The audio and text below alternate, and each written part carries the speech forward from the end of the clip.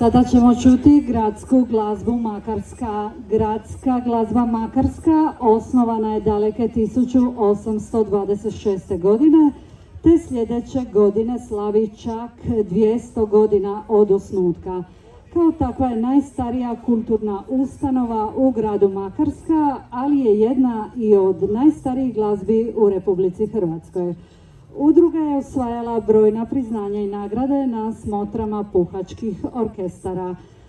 Kao i svi orkestri nastupaju na svim važnim manifestacijama u Makarskoj i okolici, te svojim nastupima obogaćuju kulturnu i turističku ponudu lokalne zajednice. Današnji dirigent je Božo Škarica, koji pomlađuje orkestar, surađuje sa glazbenom školom Makarska, te u sklopu gradske glazbe osniva i sekciju Big Band Makarska i Youth Big Band, usmjeren na modernije vrste glazbe. Kroz redove gradske glazbe prošle su generacije mladih ljudi koji su svoj prvi kontakt s glazbom doživjeli upravo u ovom društvu.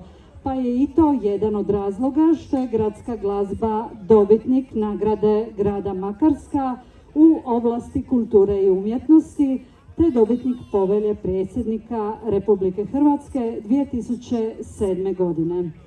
Večera su nam pripremili prvo skladbu John Williams in Concert, druga skladba Believer i Rocky. Izvolite.